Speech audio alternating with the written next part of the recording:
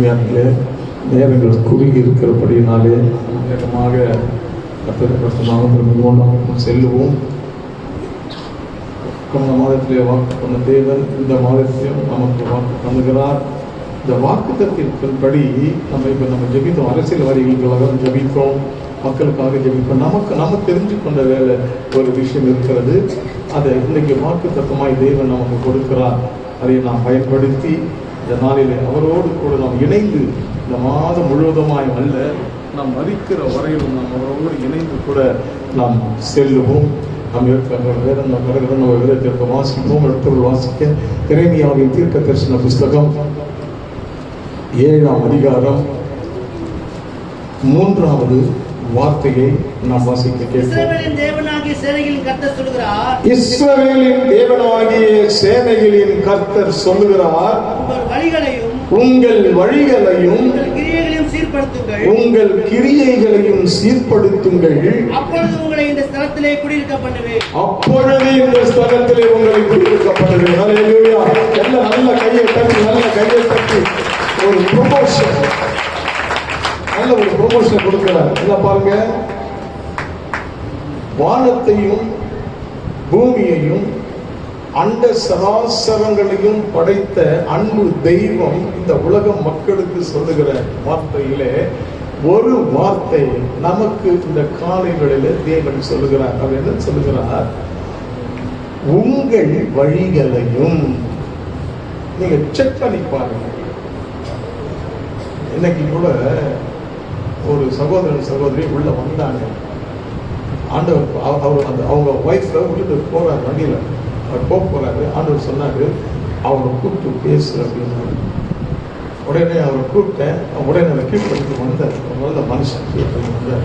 Brother, உங்க wife மட்டும் சர்ச்சுக்கு வராங்க, ஆனா நீங்க ஏன் வரமாட்டேன்றீங்க அப்படின்னு நான் கேட்டேன். அவர் சொன்ன பதில் என்ன தெரியுமா? எனக்கு வரணும்னு ஆசையா தான் இருக்குது, என் பொண்டாட்டி ரொம்ப கோவப்படுறான். பொண்டாட்டியே, உன் வழியை சீர்திருத்திப்பார். உன்னாலும் ஒரு ஆத்மா கிடக்கூடாது. இப்ப என்ன ஆகும்? நம்ம என்னத்தான் ஜெபம் பண்ணாலும் அந்த கோவம் ஆவி என்ன பண்ணும்? நம்ம ஆசீர்வாதத்தை கெடுத்துரும். அப்புறம் ஆலோசனை சொன்னேன், சகோதரிக்கும் ஆலோசனை சொன்னேன். அவரு நான் கண்டிப்பா வரேன்னு சொல்லிருக்கேன். அப்ப தடை செய்யறது எதுல? உன் வழியை சரி பண்ணு, உன் வழியை சரி பண்ணு. இன்னைக்கு நிறைய பேர் வழிகளை சரி பண்ணாததுனால தேவனுடைய பார்வையிலே இருந்து நீங்கள் விலகி போகிறீர்கள். அவர் எரேமியா தீர்க்கதரிசிகள் சொல்றார், எரேமியாவே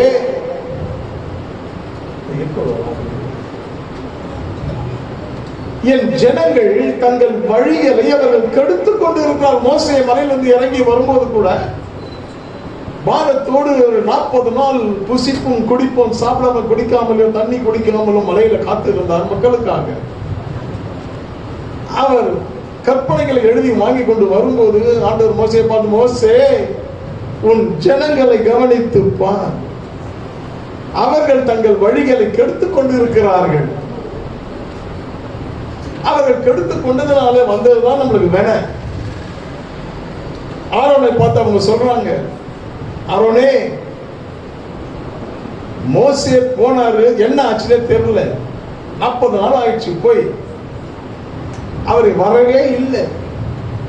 நாங்க எந்த தெய்வத்தை கொண்டாடுவோம்? எந்த தெய்வத்தின் பேரை சொல்லி நாங்க அதெல்லாம் முடியாது. எங்களுக்கு ஒரு தெய்வத்தை உண்டு பண்ணி கொடு. இது உண்டு பண்ண தெய்வம். இது பின்னால போய் அதுக்கு பணங்களை செலவு பண்ணிட்டு ரொம்ப கஷ்டமா இருக்குது. இதெல்லாம் பார்க்கும்போது ரொம்ப கஷ்டமா இருக்கு. தெய்வம் நாமளே கஷ்டப்படும் போது, வருத்தப்படும் போது உண்டாக்கின தெய்வம் எவ்வளவு வருத்தப்படுவார். உடனே ஆர்வம் பார்த்தாரு, வந்துருவார். இல்லை அதெல்லாம் முடியாது, அவர் வர வரைக்கும் நாங்க பொறுத்துட்டு இருக்க மாட்டோம், எங்களுக்கு ஒரு தெய்வத்தினை உண்டு பண்ணுன்னு சொன்ன உடனே, சரி உங்க நகையெல்லாம் கழட்டி போடுங்க. எல்லாரும் நகையை கழட்டி போடணும்னு சொன்னாங்க. எல்லாரும் கழட்டி போட்டாங்க. அவங்களுக்கு இப்ப என்ன தேவை?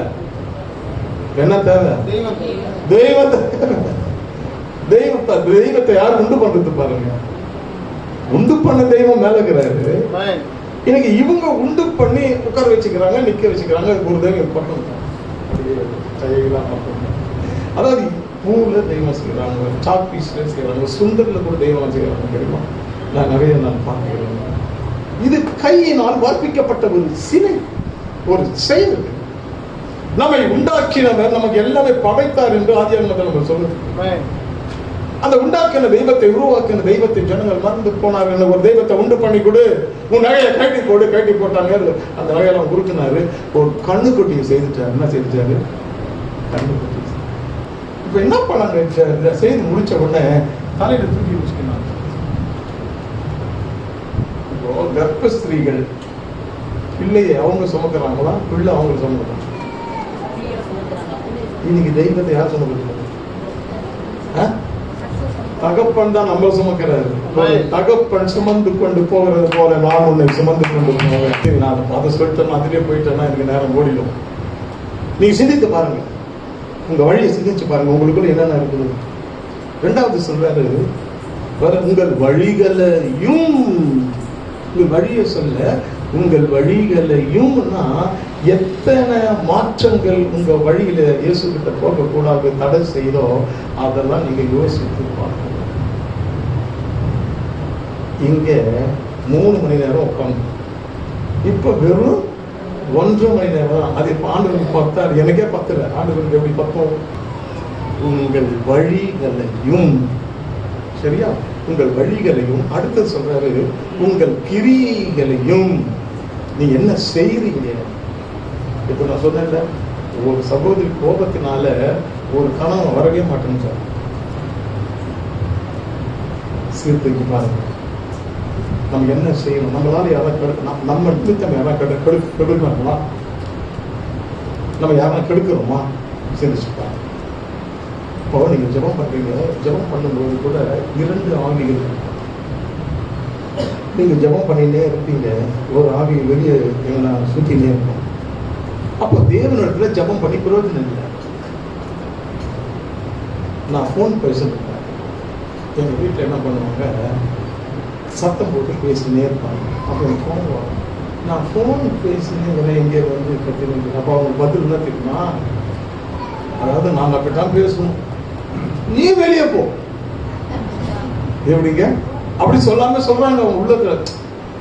ஆமா, சரியான நான் போன் பேச யாரும் பேசவே கூடாதுமா அப்படின்னு சொல்லுவாங்க. ஏன்னா என் சிந்தை மாறக்கூடாது.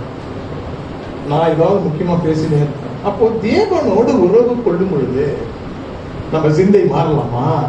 அப்போ அந்த ஜெபம் கேட்கப்படுமா? நல்லா யோசிங்க. அவர் நம்மோடு பேசுகிறார். உன் குறைகளை கேட்கிற தெய்வம். அவர் சொல்றாரு, உன் வழி சரியில்லை, உன் வழி சரியில்லை, அதனாலதான் நீ இன்னும் உன்னுடைய உலகத்தில் உள்ள காரியங்கள் எல்லாம் உன்கிட்ட இருக்கு. உன் வழியை நீ கற்றுப்போ. 2வது கிரியைகள், நீ செய்கிற காரியங்கள் நல்லா இல்லை. நீ எல்லாம் செய்துட்டு என்கிட்ட வந்து முழங்கல் படிக்கிட்டு என்னை கேட்டா நான் கொடுத்துருவேன் நினைக்கிறியா? இல்லை, கொடுப்பேன், ஆனா தாமதமா கொடுப்பேன். நீ கேளு, நான் தரேன். நான் சொன்ன நீ என்னை கேட்கிறவன் பெற்றுக்கொள்கிறான். கேளுங்கள், அப்பொழுது உங்களுக்கு கொடுக்கப்படும். ஆனா உண்மையானவர்களே, நம்ம கேட்கிறோம். இது நாள் வரையிலும் பெற்றுக்கொண்டவர்களும் இருக்கிறார்கள், பெற்றுக்கொள்ளாதவர்களும் இன்னும் வருஷ கணக்கில் இருக்கிறாங்க. ஏன் அவங்க பெற்றுக்கொள்ளணும்? இன்னைக்கு அவங்களை பார்த்து ஆண்டவர் சொல்றாரு, எரேமியா தீர்க்கதரிசி கொண்டு சொல்றாரு, உங்கள் வழிகளையும் உங்கள் கிரியைகளையும் சரிப்படுத்தணும். என்னம்மா சரிப்படுத்திக்கலாமா? சரிப்படுத்திக்கலாமா? சரிப்படுத்திக்கலாம். நீங்க உங்களை சரிப்படுத்திட்டீங்கன்னா உங்களுக்கு உங்க பேச்சை கேட்காத கணவன் உங்க பேச்சை கேட்காது. உங்க நல்ல நடக்கையை பார்த்து நீங்க சர்ச்சைக்கு வாழ கூப்பிடவே வேண்டாம். ஐயோ, என் மனைவி சரியான வாயாடியா இருந்தா. என்ன ஆடி? வாயாடியா இருந்தா. இப்போ வாய திறக்க மாட்டேன்றாள். அந்த பாஸ்டர் எதனா போட்டுக்கிட்டு போட்டாரா? ஏசு போட்டார். ஹலோ, ஏசு போட்டாரு. உன் வாயை திறக்காத, உன் வாயினால் தான் குடும்பம் கெட்டு போகுது. அப்போ கணவன் பார்ப்பார், ஆமா இந்த சர்ச்சைக்கு போன பிறகு இவ மாறிட்டாளே, ஓகே ஓகே, அப்ப இவ போற அந்த சர்ச்சை தான் நல்லது போகிறது. புதுசா என்ன பண்ணுவார்? இப்போ எனக்கு ஒரு பைபிள் ஒன்று வாங்கி கொடுத்துருமா, உன் கூடவே நான் என்ன பண்ணுறேன். நான் முதல்ல ரசிக்கப்பட்ட பொருளை எனக்கு வெட்கம், பைபிள் தூக்குறது வெட்கம். அப்போ நான் என்ன பண்ணேன், என் பிள்ளைங்க சின்ன சின்ன பிள்ளைங்க, என் பிள்ளைங்கக்கிட்ட நம்ம போவோம். எங்கள் ஒய்ஃபுக்கிட்ட என்ன பண்ணுவேன், பைபிளை இதை பிடிமா, நான் பாத்ரூம் போயிட்டு வரேன், இதை பிடி அப்படின்னு சொல்லிட்டு கையில் கொடுத்துருவேன். இவங்க வாங்கி அந்த ரகசியம் அவங்களுக்கு தெரியாது, வாங்கி போவாங்க. நான் இவங்க பின்னால் வீட்டுக்கு போவேன், தொடவே மாட்டேன் பைபிள். வெக்கமாக இருக்கும் பைபிள் இருந்து போகிறது. ஆனால் அந்த அம்மா அப்படியே இருதயத்தில் அப்படியே அழைச்சிட்டு போவாங்க. அப்போ நான் சரி, நம்ம மகளை பைத்தியம், அதனால தான் இப்படி நெஞ்சிலே வச்சுட்டு போகிறேன். நான் எப்படி போகிறேன், போ நல்லா ரீச்சன் ஸ்டைலாக போகிறேன். உட்காந்துன்னு அங்கே உட்காந்துங்க, அவங்க சொல்கிறத கேட்டுன்னா அங்கே நானும் சிந்திச்சிருப்பாங்க, மோட்டிவேஷன் ஏதாவது ஆண்டு போய் சொல்லுவாங்க. நான் ஏதோ வேற சிந்திச்சுன்னு இருப்பேன். ஆனால் அவங்களுக்கு தான் ஆண்டு தீர்க்க தரிசனம் ஆகிய கொடுத்தாங்க. உங்கள் வழிகளையும் உங்கள் கிரியைகளையும் நீங்கள் சிந்தித்து பாருங்கள், சீர்படுத்துங்கள். இதை மட்டும் நீங்க பண்ணிட்டீங்கன்னு வச்சுக்கோங்களேன், அப்பொழுது உங்களை இந்த ஸ்தலத்திலே குடியிருக்கப்படும் ஒரு நல்ல ஸ்தலத்தை உங்களுக்கு கொடுக்கும். நான் யாருமே இல்லை, ஒரு அனாதையா இங்க வந்தேன். இங்க இருக்கிற வீடுலாம் நாங்கள் சர்ச்சுக்கு போகணும். அந்த அம்மா சொல்லுவாங்க, இந்த மாதிரி வீடு நல்லா இருக்குங்க, ஆமாம்மா நல்லா தான் இருக்கும் அப்படின்னு சொல்லுவேன். ஆனால் பாருங்க நடந்த சம்பவம். இந்த ஒரு சின்ன சபையை முதல்ல கொடுத்தாரு, ஒரு பட்டாயம் கொடுத்தாரு. கொடுத்துட்டு அதுக்கப்புறம் அவங்களோட மாதிரி விசுவாசிகள் அனுப்பிச்சாரு. ஒரு அம்மா கேன்சரில் வந்தாங்க, ரத்தத்தில் கேன்சரு. அந்த அம்மாவுக்கு ஜெபம் பண்ணேன், எனக்கே தெரியாது, ஆண்டவர் கொடுத்தாங்க. அந்த அம்மா என்ன பண்ணாங்க, உடனே இந்த சபைக்கு உண்டான எல்லா பேரையும் பணம் செலவு பண்ணி லட்சக்கணக்கில் என்ன பண்ணாங்க, பணம் கொடுத்து சபையை பண்ணிட்டாங்க. அப்புறம் என்ன பண்ணாங்க, ஐயோ அப்பா வயசானவங்க நல்ல நல்ல பணக்கார சகோதரி, அவங்க எல்லாருக்கும் உதவி பண்ணுவாங்க. அதனால அப்பா நீங்கள் அப்பா அம்மா தான் கூப்பிடுவாங்க. அவ்வளோ வயசை இவ்வளோ கொண்டு இருக்காங்க. 11 வயசு அம்மா, எத்தனை வயசு அம்மா? 84 வயசு இருக்கிறாங்க. அவங்களுக்கு கவர்மெண்ட் இருக்கிறோம், அவங்க நல்லா இருக்கும், நல்லா ஜாம் பண்ணுங்க அப்படின்னு சொன்னாங்க. அப்பா எனக்கு இங்கே வந்து சொல்லமாச்சு, அதனால என்ன போல வியாதி எத்தனை பேர் இருக்காங்களோ அத்தனை பேர்களுக்கும் நீங்கள் பக்கத்துலேயே இருந்தால் நல்லதுன்னு சொல்லி பக்கத்தில் இருந்து நலம் வாங்கிட்டாங்க. எங்கள் அம்மா வாங்கி கொடுத்தாங்களா, எங்கள் அப்பா வாங்கி கொடுத்தாங்களா, எங்கள் சொந்த பந்தங்கள் வாங்கி கொடுத்தாங்களா? யாரும் இல்லைங்க. நீங்கள் இயேசுவை நம்பு. சொல்றாரு, உனக்கு ஒரு நல்ல ஸ்தலத்தை கொடுத்து நான் உனக்கு குடியிருப்பேன். நம்ம உள்ள போகலாமா, உள்ள போயிடலாமா? அதனால சீக்கிரம் அவங்க ஒரு 10 பதினொன்று அது சரி. அருமையான தேவச்சனமே, மக்கள் என்ன பண்றாங்க தெரியுமா? மக்கள் நம்ம என்ன பண்றோம், ஆலயத்துக்குலாம் வரோம், கரெக்டாக வரோம், எல்லாம் பண்றோம். ஆனா நம்ம கொள்ளாத வழியை விட்டு திரும்ப மாட்டோம். இவ்வளோ தலையாட்டிலாம் நம்ம மெசேஜ் கேட்கணும், இங்க இருக்கிற வரைக்கும் தான். அங்க போயிட்டவனும் பழைய என்ன பண்றோம், உள்ள வந்து நம்ம மேல உட்காந்துக்கிறோம். கொள்ளாத வழிகளை விட்டு திரும்பும்படியாக உங்களுக்கு தேவன் இன்னும் ஒரு அழைப்பை கொடுக்கிறார். நல்லா கவனிங்க. உங்களை சீர்படுத்தும்படியாக, உங்கள் வழிகளை சீர்படுத்தும்படியாக, உங்களுடைய கிரியைகளை சீர்படுத்தும்படியாக இன்னும் ஒரு சான்ஸ் கர்த்தர் உங்களுக்கு தரார். மறுபடியும் உங்களுக்கு ஒரு அழைப்பு கொடுக்கிறார். ஆனால் நீங்களோ மக்களோ என்ன சொல்றோம், ஆண்டவரே நாங்க உங்க கூட தானே இருக்கிறோம். எப்படி? நாங்க உங்க கூட தானே இருக்கிறோம். பாருங்க, வெள்ளை துணி போட்டு வந்திருக்கிறோம், சில பேர் கலர் துணி போட்டு வந்திருக்கிறோம். எல்லாம் ஆனா இருந்தாலும் எங்க இருக்கிறோம், நாங்களும் இங்கே தானே இருக்கிறோம். ஆண்டவரை எப்படி ஆண்டவரை நீங்க எங்களை பார்த்து இந்த மாதிரி வார்த்தை சொல்றீங்க அப்படின்னு நம்ம நினைக்கிறோம். புரியுதுங்களா? நாங்கள் தேவனோடு தான் இருக்கிறோம், எங்களுக்கு ஒரு நல்ல பாதுகாப்பு இருக்குது, நல்ல வசதியா இருக்கிறோம், நல்ல பணம் வருது, வீட்டு வாடகை வருது, அது வருது, இது வருது, நல்ல பாதுகாப்போடு இருக்கிறோம். அதனால நாங்க மனம் திரும்ப வேண்டிய அவசியம் இல்லைன்னு நினைக்கிறோம். அப்படின்னு தவிர இந்த ஆசீர்வாதத்தை விட நம்ம பகலத்துக்கு போற ஆசீர்வாதம் நம்ம இதை நினைத்துக் கொண்டிருக்கிறோம். இதுல 7ஆம் முதல்ல 8ஆம் வசனத்தில் சொல்றாரு ஆண்டவர், இந்த எரேமியா 7ஆம் அதிகாரத்தில் 8ஆம் வசனத்துல, இதோ ஒன்றுக்கும் உதவாத பொய் வார்த்தைகளை நீங்கள் நம்புகிறீர்கள். எப்படி கொஞ்சம் இப்போ 2 வாரம் மாதிரி இந்த வாரம் இருக்காது, கொஞ்சம் உங்களுக்கு உள்ள போற வழி நான் காட்டணும் இல்லையா? இப்பவுமே ஆசீர்வாதமாக செய்தி நாங்கள் கொடுக்கக்கூடாது. அதனால எந்த வழி உங்களுக்கு காமிச்சா அந்த வழியில நீங்கள் நடக்கணும் அப்படின்னு நம்பிங்கன்னா அதில் உங்களுக்கு தேவனுடைய பிரசனத்தை நீங்கள் உணர்வீங்க. இங்கே நிறைய தீர்க்கத்தை சொல்றாரு, இதோ ஒன்றுக்கும் உதவாத பொய் வார்த்தைகளை நீங்கள் நம்புறீங்க. இன்னைக்கு யாராவது ஏதாவது ஒன்று சொன்ன உடனே என்ன பண்றீங்க? நீங்க எடுத்துக்கிறீங்க. நீங்க காதல கேட்டீங்களா?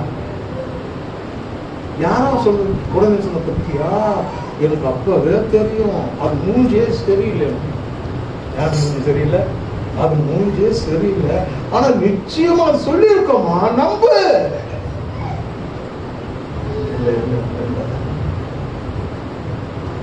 எதை நம்புறோம் எதை நம்ப கூடாதுன்னு தெரியாது. நம்ம என்ன பண்றோம்? பொய் வார்த்தைகளை நம்ம நம்புறோம்.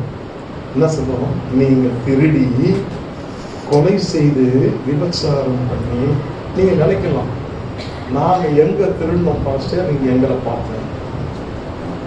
இப்போ ஒரு திருவிழாக்கு நீங்க போறீங்க, கடைகள்லாம் வச்சிருக்கோம் தெரியுமா? கடையெல்லாம் கடைகள்லாம், அந்த கடையில வந்து நீங்க பொருள் வாங்க போறீங்க. பொருள் எடுத்துனே இருப்பீங்க. ஒரு ஆவி சொல்லும், ஆமா அந்த பக்கம் திரும்பி இருக்கோம். யாரு? யாரு? கடைக்காரன். அந்த பக்கம் திரும்பி இருக்கலாம். இந்த பொருள் தானே ரொம்ப நாள் எடுத்துருந்தேன், இப்போ எப்படியாக பண்ணுவோம்? கடைக்காரன் பார்க்கல, உன்னை யார் பார்க்கறது? பைபிள் என்ன சொல்லுது? நீங்கள் திருடி, கொலை செய்து, விபச்சாரம் பண்ணி, நான் ஒன்னொன்னா எக்ஸ்பிளைன் பண்ண முடியாது, நீங்க புரிஞ்சுங்க. விபச்சாரம் பண்ணி, பொய் ஆணையிட்டு, பாகாடுக்கு தூபம் காட்டி, சாம்பிராணி போடுறது, கற்பூரம் கொடுக்கிறது, மெழுகுவர்த்தி ஏற்றுறது, தூபம் காட்டி, நீங்கள் அறியாத அந்நிய தேவர்களை பின்பற்றி பிற்பாடு வந்து, நல்லா கவனிக்கலாம், அங்க எல்லாத்தையும் செலுத்துறீங்க. இப்ப பாருங்க, நீங்க எல்லாம் வந்து நான் நம்ப முடியாது, என்னால் நம்ப முடியாது, அர்த்தம் தான் உங்களுக்கு நம்பணும். இப்ப என்ன பண்றீங்க? எல்லாம் நல்லா வரீங்க, அப்படியே பக்தியா பயமத்தமா உட்காந்துக்கிறீங்க. பொண்ணு வயசு வந்துருச்சுன்னு வச்சுக்கோங்க. நம்ம வீட்டுல பொண்ணு வயசு வந்துருச்சு, பாஸ்டரை கூப்பிடுன்னு சொல்றவங்க எத்தனை பேர்? பாஸ்டரையும் கூப்பிட்டுருவாங்க. பக்கத்து வீட்டுல என்ன பண்ணுவாங்க? போய், மா இதான் முதல் பொண்ணு, இந்த ஜாதகத்தை எடுத்துன்னு போய் ஜோசிகாரங்கிட்ட போய், இது நல்ல இதாதமா, இதெல்லாம் நல்ல நேரமானு போய் பார்க்கணுமான்னு கொடுக்குற விசுவாசி எத்தனை பேர்? இங்க யாரும் இருக்கிறீங்க, அதனால தான் கர்த்தர் பேசுறாரு. இந்த மாதிரி செய்கிற ஜனங்க இங்க இருக்கிறீங்கம்மா, ஆண்டவர் சொல்றாரு, அழகா சொல்றாரு பாருங்க. அந்த மாதிரி செய்கிற விசுவாசிகள் நீங்க இங்க இருக்கிறீங்க. நீங்கள் அறியாத அந்நிய தேவர்களை பின்பற்றி, அந்நிய காரியங்களை பின்பற்றின பிறகு வந்து என் நாமம் தரிக்கப்பட்ட இந்த ஆலயத்திலே எனக்கு முன்பாக நின்று, நல்லா தெரிஞ்சுக்கோங்க, நல்லா புரிஞ்சுக்கோங்க, செய்யாதீங்க. நீங்களே தப்பு பண்ணி அந்த தப்புக்கு பரிகாரத்தை நீங்களே தேடுக்கிறீங்க. உங்களுக்கு எல்லாம் விளக்கமா சொல்றாரு பாருங்க. தெய்வம் பேசுமா? பேசுறாரு. நீங்க போற தெய்வம் பேசாது, இந்த தெய்வம் பேசுவார். சொல்றாரு, பிற்பாடு வந்து அங்க போயிட்டு அந்த காரியத்தை நான் செய்துட்டு பிற்பாடு வந்து என் நாமம் தரிக்கப்பட்ட இந்த ஆலயத்திலே எனக்கு முன்பாக நின்று இந்த அருவருப்புகளை எல்லாம் செய்வதற்காக விடுதலை பெற்று இருக்கிறோம் என்று நீங்க சொல்லுவீங்களா? உங்கள் கிரியைகளை கவனித்து பாருங்கள். நீங்க என்ன செய்றீங்க என்பதை கவனித்து பாருங்கள். உங்கள் வழிகளை கவனித்து பாருங்கள். என் நாமம் தரிக்கப்பட்ட இந்த ஆலயம் உங்கள் பார்வைக்கு கல்ல குகையாய் மாறிச்சா? இந்த ஆலயம் நீங்க நினைக்கிற உங்க விருப்பத்துக்கு மாறாக கல்ல குகையாய் இந்த மாற்ற பார்க்கிறீங்களா? இதோ நானும் இதை கண்டேன் என்று கர்த்தர் சொல்றார். அப்ப நீ செய்கிற காரியத்தை நான் கண்ணோக்கி பார்க்கிறேன் என்று கர்த்தர் உரைக்கிறார். அருமையான தேவப்பணியிலே நம் வழிகளையும் நம் கிரியைகளும் விட்டு மனம் திரும்புகிறோம். நம் மனம் திரும்பி தேவன் நமக்காக வைத்திருக்கிற பெரிய ஆசீர்வாதங்களை நாம் பெற்றுக்கொள்வோம். ஒரு நல்ல ஸ்தலத்திலே உங்களை நான் குடியிருக்க பண்ணுவேன் என்று சொல்லி ஆண்டவர் வாக்கு கொடுக்கிறார். நீங்க ஏன் எங்கெங்கே உட்கார்ந்து இருக்கணும்? ஒரு நல்ல வீடை தரேன், நல்ல வாசலை தரேன், நல்ல வேலையை தரேன், நல்ல செல்வங்களை ஐஸ்வர்யங்களை நான் உனக்கு தரேன், கொடுத்து ஒரு நல்ல ஸ்தலத்திலே நான் உங்களை குடியிருக்க பண்ண போறேன். இதை நீங்கள் பெற்றுக்கொள்ள வேண்டும் என்று சொன்னால் என் அன்பான தேவ ஜனங்களே, உங்கள் வழிகளையும் உங்கள் கிரியைகளையும் நீங்கள் சிந்தித்துப்பார். கர்த்தருடைய கண்களுக்கு மறைவானது ஒன்றுமே இல்லை. அவர் எல்லாவற்றையும் சீர்தூக்கி பார்க்கிறார். சீர்படுத்துகிற தெய்வம், ஸ்திரப்படுத்துகிற தெய்வம் நாம் கூடவே இருக்கிறபடியினாலே நாம் அவரை நோக்கி பார்ப்போம். நேரங்கள் கடந்து போகிறது.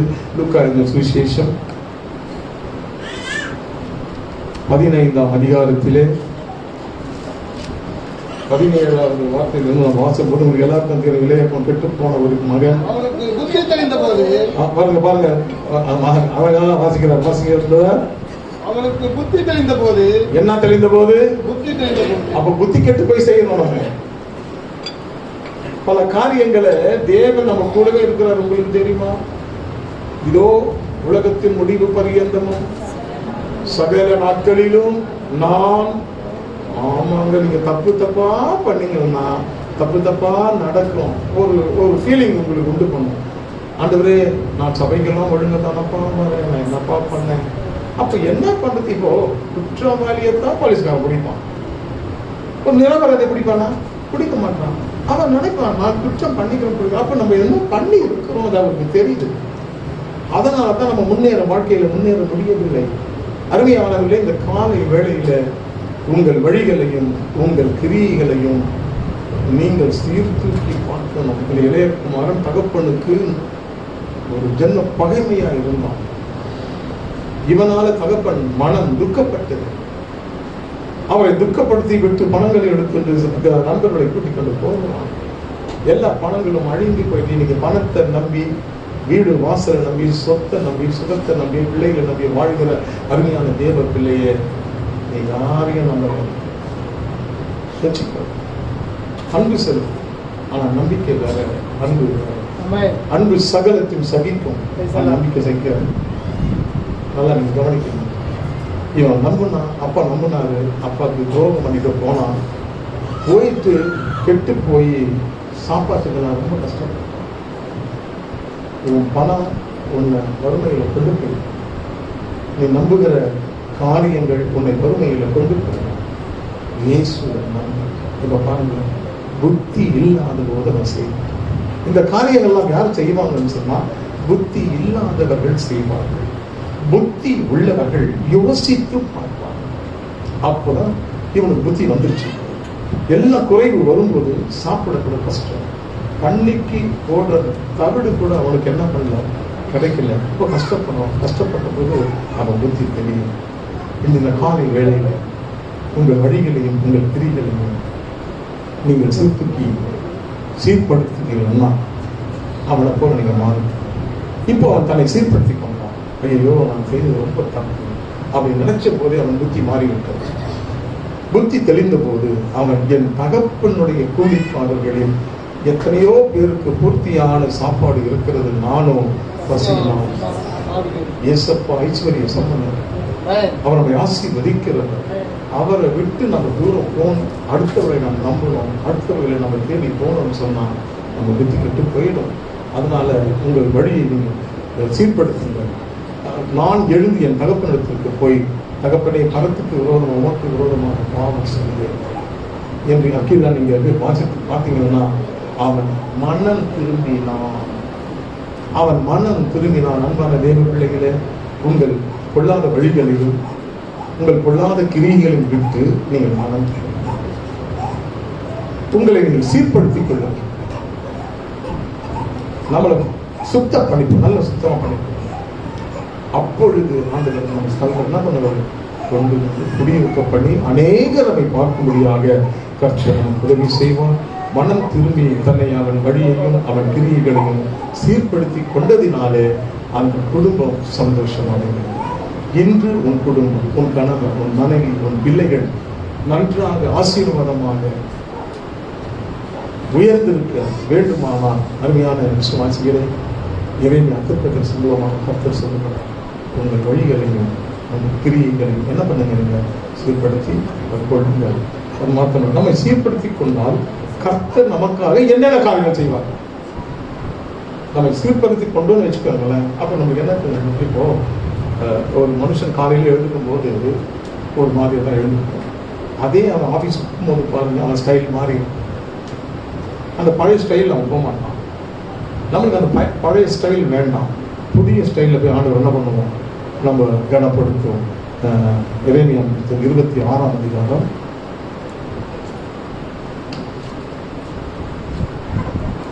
13வது வார்த்தையை வாசிக்க பார்க்கலாம்.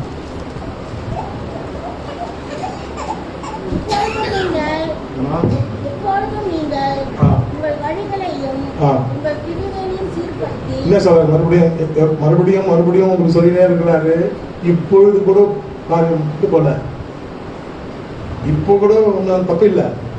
இன்னைக்கு மனம் திரும்பிங்க. இன்னைக்கு உங்கள் நல்ல ஸ்தலத்தில அவங்க பார்க்கணும். இப்போ சொந்தக்காரங்க அவங்க பார்க்கும்போது முதல் ஒரு மாதிரியாக இருந்தாங்க எங்கள் குடும்பம்.